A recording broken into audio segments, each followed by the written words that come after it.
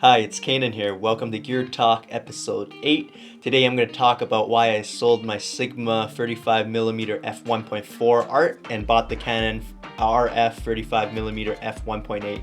I hope this video will help you if you're on the fence about which lens to buy for your EOS R series mirrorless camera. And yeah, I am just going to actually switch to the mirrorless. Right now it's actually filming on my Pixel 3a. I just wanted to see what the video difference would be like. And let's switch over now.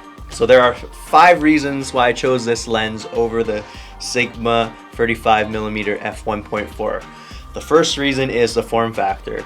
The weight of this lens is 305 grams compared to the Sigma Art, which is 665 grams. Plus the weight of the adapter, and the smallest one you can get I think is around 110 grams.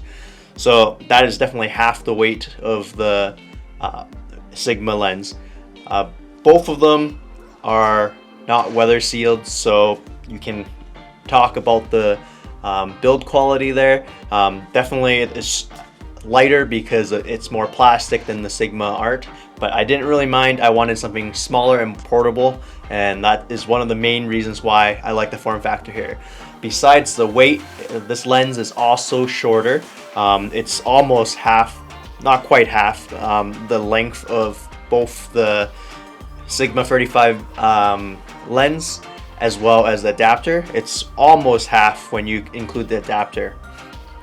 The second point is I wanted to go with this lens because it has STM, the stepper motor technology, which allows for much quieter autofocus. For example, if I'm coming in here and it's searching focus a little bit and switching back, it's completely silent and definitely can't hear it. Compared to the Sigma 35, you would hear the autofocusing motor, which was a decision for me for buying a general use lens for that I can film some quick little short videos with, and the audio did matter. If I didn't have a mic on me, it would be a lot clearer without the autofocusing sounds compared to the Sigma 35mm f1.4. Point number 3 is that even though this lens is f1.8 and can't open as wide as f1.4, this lens is image stabilized, which the Sigma Art isn't. So in my mind, that helps by a little bit in terms of low light and pushing the ability to take photos in those lower light situations. The only downside is the bokeh, or bokeh, I don't know how to pronounce it. But if you really like the f1.4 blurriness, then maybe this lens isn't for you. But for me, I didn't mind. I sometimes found f1.4 was a little bit too much. The focus plane was a little too narrow for my liking. But I found this f1.8 works pretty well and is still pretty sharp at f1.8. Point number 4 is this lens have the macro close focusing ability. It's not 1:1 true macro, but it's 1:2 I think. So this is something to keep in mind, also to compare it with the Sigma. Even though it doesn't open up to f1.4 with the closer focusing distance, you get that blurry background from the distance separation instead of the aperture.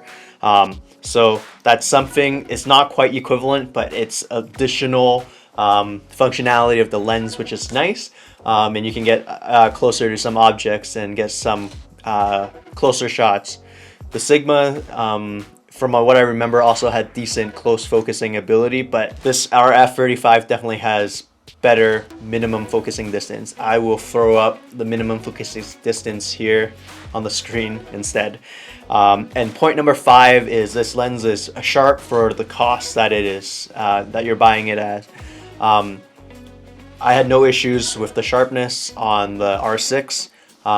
Maybe with a higher megapixels with the R5 that might be different, but on the R6 with the 20 something megapixels, the sharpness is, I'm pretty happy with it. I had the Art and I've shot a lot with it, and compared to the Art on the Canon 5D Mark III or Mark IV, it looks the same to me. I don't know, I didn't do a scientific test on those sharpness charts, but yeah, that's just from the viewing images straight out of the camera and on the computer. I can't really tell the difference unless you're super pixel peeping. I can't make this video without mentioning at least one negative thing about this lens. One thing that I found is that f1.8 there is a bit of vignetting. If you completely hate vignetting on your photos, then definitely don't get this lens. The Sigma Art definitely is a lot better with that when it's wide open. But I normally add a post vignette in Lightroom anyway, so for me it kind of works out. And you can always remove the vignetting a little bit in Lightroom, but it's not completely bad. I think as soon as you step up to f2 and then 3.5, that vignetting decreases a lot. But yeah, overall I am really happy with this lens just because it's so much smaller and it's just so light and fits well in my bag. And for general, having a 35mm focal length on the mirrorless camera and having this small form factor, I find it really nice and very convenient to use on the EOS R6. But yeah, so I guess I'll show you some sample images that I've taken with both the shallow depth of field as well as something that had a higher f-stop and some at closer focusing distance.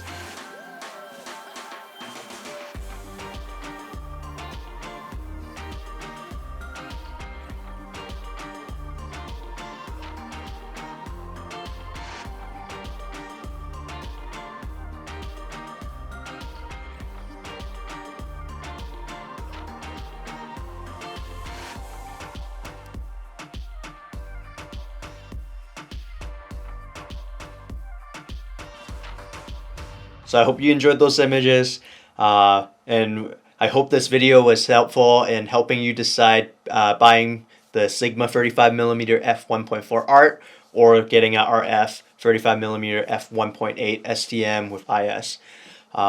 If you like this video, please hit the like button and subscribe. And yeah, if you have any questions below, leave them in the comments and I'll try my best to answer them based on my experience with using this camera and this lens combo. Until the next time, cheers.